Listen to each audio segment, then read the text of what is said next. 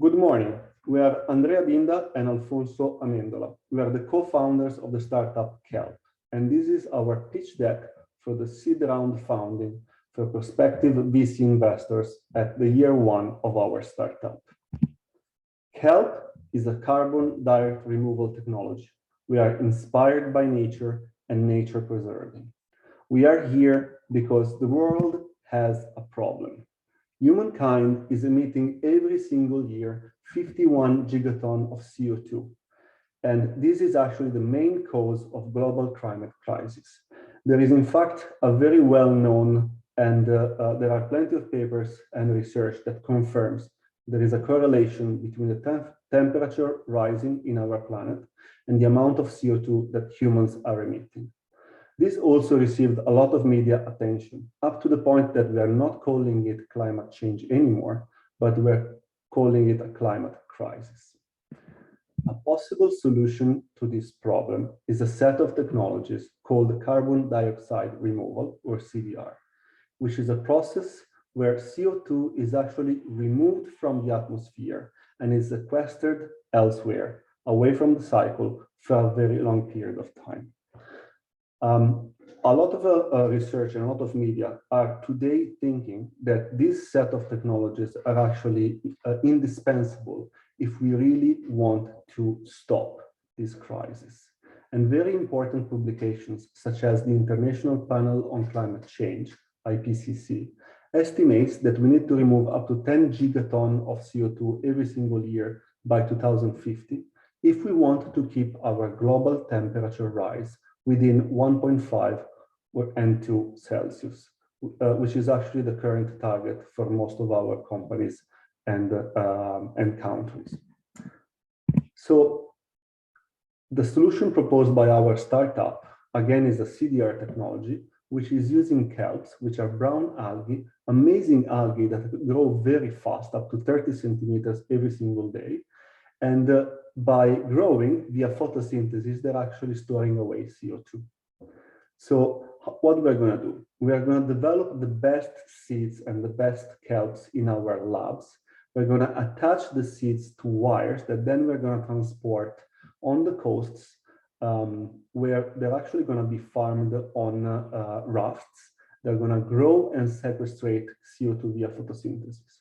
Once they're fully grown, we're going to transport them in the offshore, and then we're going to sink them offshore of Tasmania at depths of around 3 to 4 kilometers. And once the kelps reach actually the bottom of the ocean, they are so deep that they're going to be sequestered away from the CO2 cycle for centuries.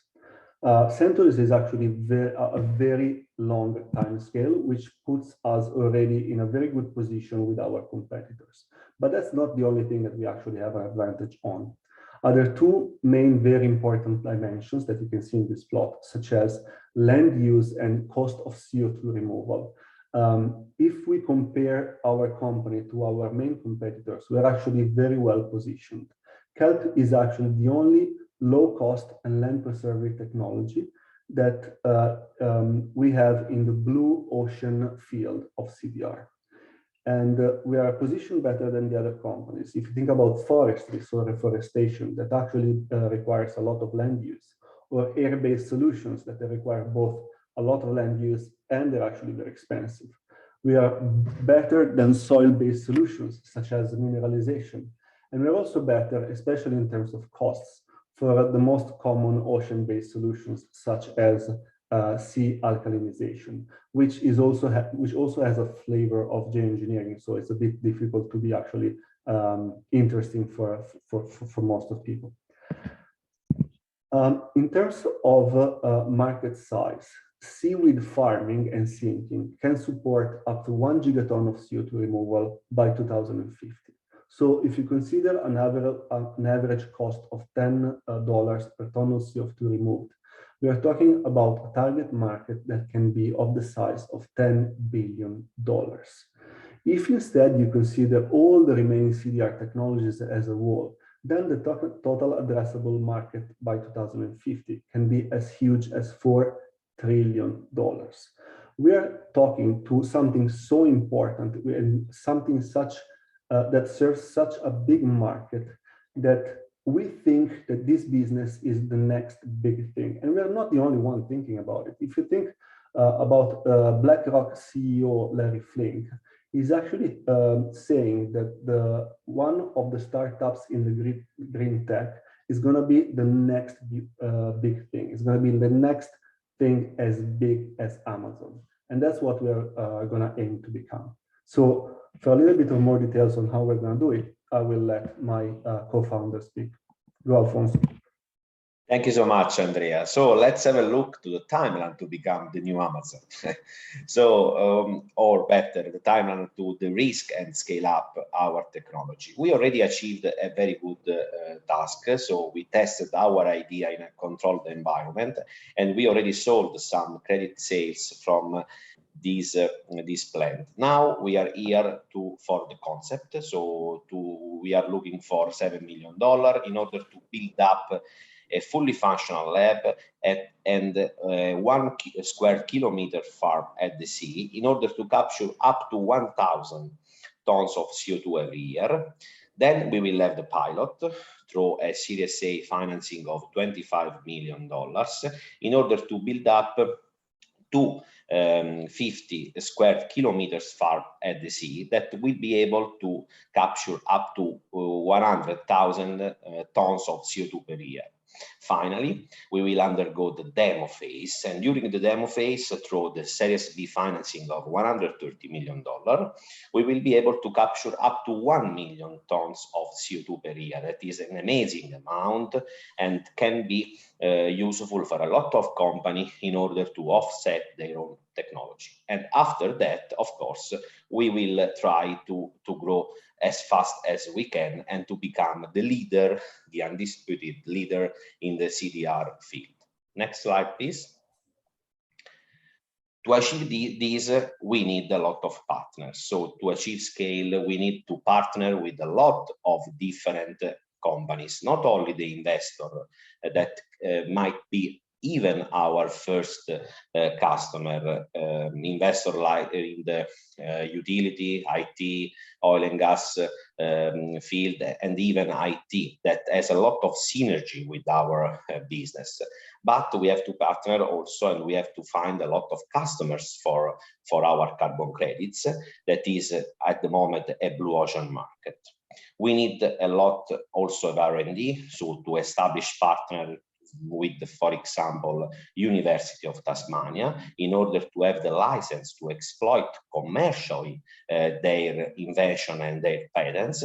And we need a lot of different service providers, both from the engineering and construction side, both from the marine and subsea operation side. Next slide, please. Let's have a look to the financial. As you can imagine, we are a deep tech or clean tech technology. So we need a lot of money in order to carry out our operations and in order to achieve scale. But we do think that we have very good revenue stream. The first one is the carbon credit sale that we already started, as I already told about. And we expect to grow up to 1 million carbon credits at year 8, selling them at a very competitive price of $70 each. Then we will sell also feasibility and engineering study, and it is a very important revenue stream that we will start as soon as possible as a consulting service for prospective clients that want to build up their own farms at sea. And finally, after year 8, we will consider even to sell our seeds, our engineered seeds through our R&D department. As you can see from the projection, the financial projection, we expect to have a positive margin at year 8, and this is quite common for the companies acting in the climate tech space, and to grow at a very good pace thereafter. So 10% the first year and up to 26% the second year. Finally, as active strategy, we think that we might go public through IPO or SPAC after year 8, or alternatively, we think that to be bought by a big company that is possibly a major investor in our Series A, so in our forthcoming round. Next slide, please. Then we will have the team, so basically me and Andrea. Andrea will be the CEO, is the CEO of this company, is a leader in oil and gas with more than 15 years of experience in operation and new projects, and he is also an advocate of energy transition in Australia. And then me, I'm an energy professional with more than 10 years experience in R&D and venture capital, and I'm also an inventor of several digital technologies actually patented. But we need a lot of hires. Not only we need a CTO, so a guy with a very deep experience in marine biology, but we need to fill up some position in marketing, in sea operation, and in monitoring and sensing, and this will be part of the money spent from our general and administrative fundraising. Finally, our ask. So we are here to ask you $7 million to raise. This raise will help us to develop our lab, so our R&D lab.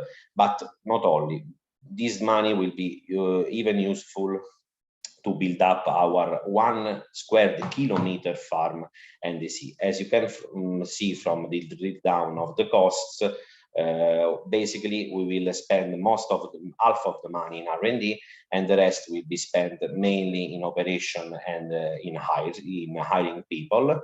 And finally, of course, we will need money in order to license the technology out of the University of Tasmania and to do some engineering that, of course, will grow very fast in the forthcoming years. Thank you so much for your attention. This slide ends our presentation. Thank you very much. Invest with us.